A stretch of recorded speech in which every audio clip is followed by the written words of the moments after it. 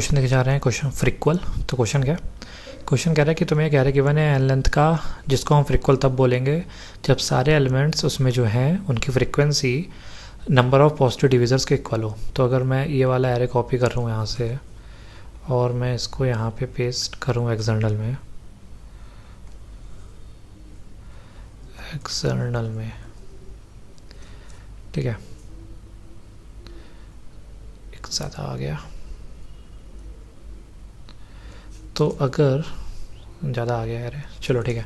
तो मैं इस एरे को अगर मैं इस एरे को यहाँ पे लिख लेता हूँ, लेट्स सपोज 2 8 1 8 8 8 2।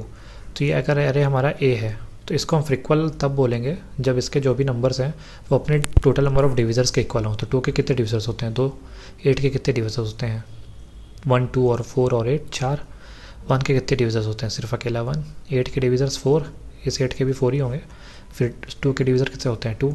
तो अब सबकी फ्रिक्वेंसी देखो, 2 कितनी बार प्रेजेंट है 2 बार प्रेजेंट है, और 2 के डिविज़र कितने हैं 2, ठीक है। 8 कितनी बार प्रेजेंट है 1 2 3 4 बार प्रेजेंट है, 8 के डिविज़र कितने हैं 4।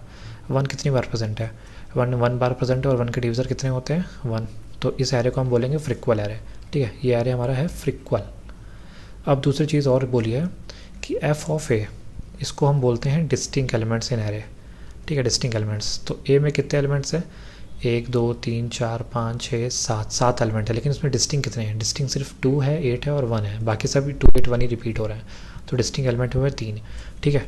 तो क्वेश्चन में ये चीज़ हम समझ गए फ्रिक्वल क्या होता है, और फिर यहाँ पे ये समझ गए let f it denote the number of distinct elements. तुम्हें बोला है कि तुम्हें गिवन इंटीजर है n, तुम्हें फाइंड करना है कोई एक फ्रिक्वल array such that f of a is as large as possible. तो कन्फ्यूज़ ना हो, मैं इसको अच्छे से समझा देता हूँ इसका मतलब क्या है।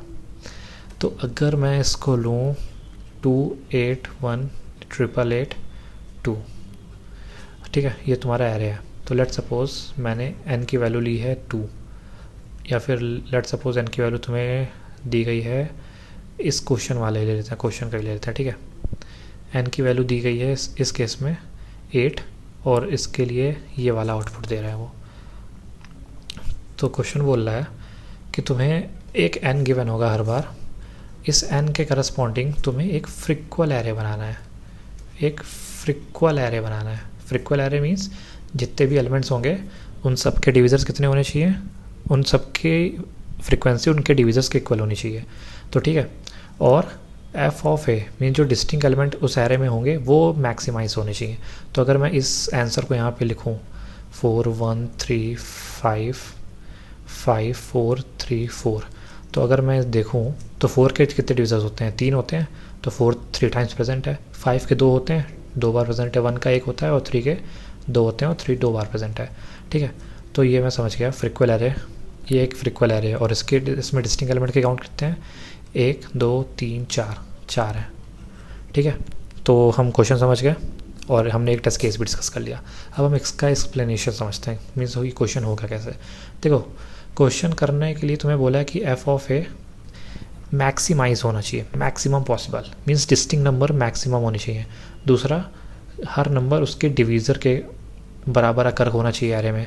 तो अगर मैं n मान लेता हूँ 10 है, तो मैं अगर यहाँ पे 10 नंबर्स लिखूँ 3 4 5 6 7 8 9 10, अगर मैं ऐसे 10 नंबर लिखूँ तो मुझे क्या करना है, पहला काम है कि मुझे हर एलिमेंट को अलग से अलग रखने की कोशिश करनी है, ठीक है, हर एलिमेंट को अलग रखने की कोशिश करनी है। लेट सपोज अगर मैं यहाँ पे x लिख रहा हूँ तो मुझे पता है x के कितने डिविजर्स हो सकते हैं, 2 हो सकते हैं, 3 हो सकते हैं, 4 हो सकते हैं, कुछ भी हो सकते हैं 2 से लेके, अगर x 1 नहीं है, ठीक है, x नॉट इक्वल्स टू 1 मैं ये मान के चल रहा हूँ, तो x के 2 डिविज़र भी हो सकते हैं, 3 भी हो सकते हैं, 4 भी हो सकते हैं, डिपेंड ऑन x।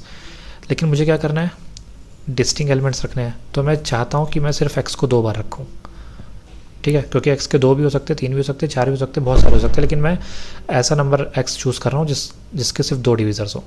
फिर अब मुझे, अगर मैं ऐसा करूँगा ना, तो मुझे यहाँ पे एक नया नंबर रखने का चांस मिलेगा, ठीक है। तो लेट सपोज मैंने यहाँ पे y रखा, तो y के भी 2 डिविज़र्स हो सकते हैं, 3 हो सकते हैं, 4 हो सकते हैं, लेकिन मैं ऐसा y रखूँगा जिसके सिर्फ 2 डिविज़र हों, ताकि डिस्टिंक्ट हो सके नंबर्स, डिस्टिंक्ट मैक्सिमाइज हो सकें। तो मैं यहाँ y रखा।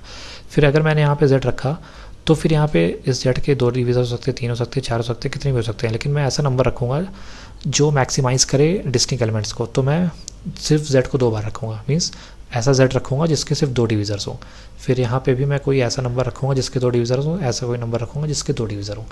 तो अब वो बताओ ऐसे कौन से नंबर होते हैं जिनके सिर्फ 2 डिवीज़र होते हैं? Of course prime number.